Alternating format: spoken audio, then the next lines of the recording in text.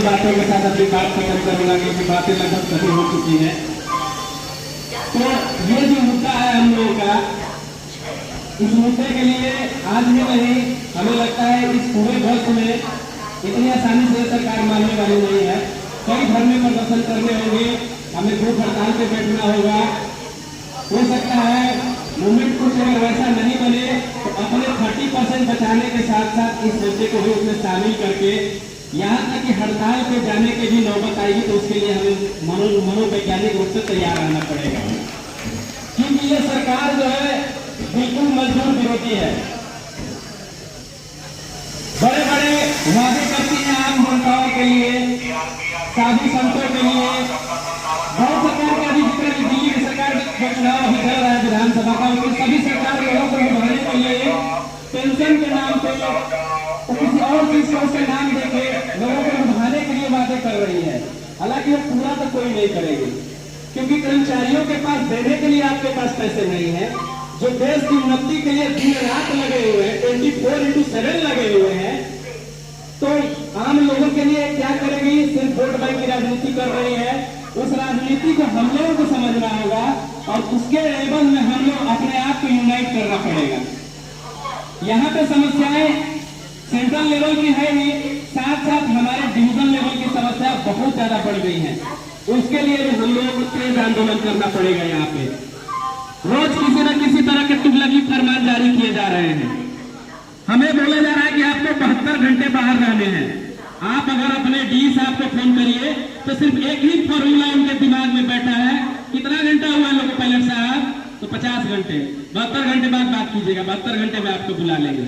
लेकिन वो 72 घंटे का कंडीशन क्या है ये नहीं बोलेंगे। वो 6 दिन में क्या आप हमें प्रॉपर रेस्ट दे पा रहे हैं वो नहीं सोचेंगे। वो क्या हमें रनिंग रूम में टाइम से खाना अवेलेबल करा पा रहे हैं?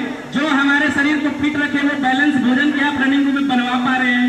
उस पर कोई चर्चा नहीं करेंगे। वो हम लोग घर से नहा धोवा के निकलते हैं, सोचते हैं कि चलो जरा मन हमारा फ्रेश रहेगा, ड्यूटी हमारा अच्छा से बीतेगा।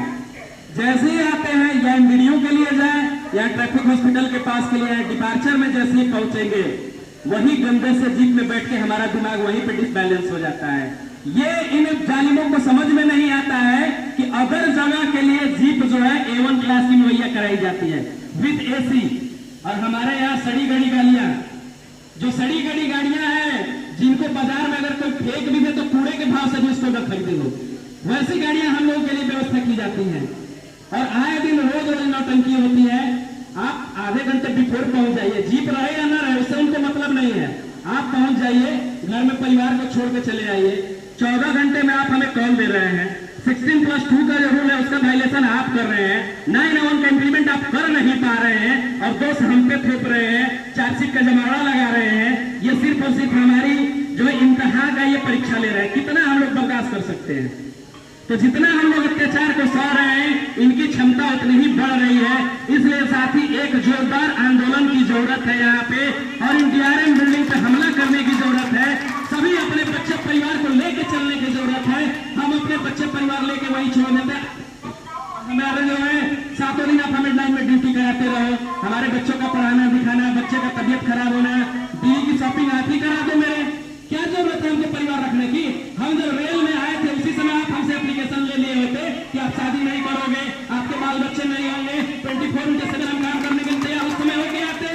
उस समय तो ऐसी प्रक्रिया आपने नहीं रखी थी।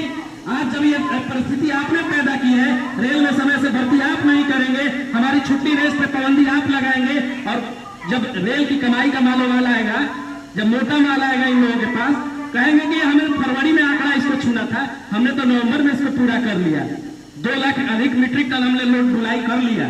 तो भाई जब हमारी पेमेंट देने की बात आती है तो उस समय आप पीछे क्यों हो जा रहे हो? हमारे सुविधा देने की बात होती है तो पीछे क्यों हो जा रहे हो? हमारी रनिंग रूम, हमारे जो 30% का गियर से रनिंग रूम चलता है, ये लोग समझते हैं कि रनिंग रूम हम अपने पैसे से चला रहे हैं, हमारी पेमेंट से आप रनिंग रूम चला रहे हो, हमारे पैसे से ठेकेदार खा के लाल हो रहे हैं और हमको पूरे पीले कर दे रहे हैं खाते खाते। वो लोग अजीब की विडंबना इन्होंने यहाँ पे पाले रखी है। दूसरा समस्या है यहाँ पे हमारे सीनियर साहब का, सीधा सीधा मैं बोलूंगा, बहुत से लोगों का कंप्लेन आ रहा है, डर से कोई खड़ा नहीं हो पा रहा है।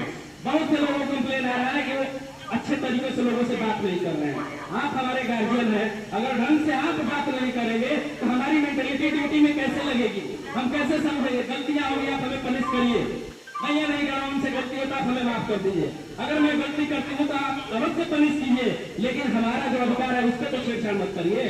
आप कहेंगे कि 6 दिन में रेस्ट नहीं मिलेगा, 7वां दिन आपका रूल है। एक तरफ बतियाएंगे कि 72 घंटे का रूल, और दूसरा तरफ जब रूल की बात आएगी, 9 आवर्स की बात आएगी, तो कहेंगे 9 आवर्स क्या है, आपको 12 घंटे से पहले बात नहीं करना है।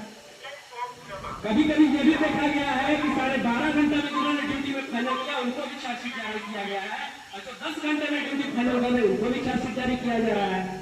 आप तो पहले ये क्लियरिफिकेशन दीजिए कि हमें करना क्या है। इस चीज को तो हम पहले क्लियर नहीं कर पा रहे हैं। आप खुद ही एक गाइडलाइन जारी कीजिए, एक जेपीओ बनाइए। यहाँ ट्रेन मैनेजर साहब भी बैठे हैं, लोको पायलट साहब भी बैठे हैं। आप एक स्पष्ट जेपीओ बनाइए, दोनों यूनियन को, दोनों एआईसीसी को, एलासा को रखकर, और नई जो ईसीआरयू का यूनियन है उनको भी रखकर एक जेपीओ वर्किंग से संबंधित बनाइए आप कि हमें करना क्या है।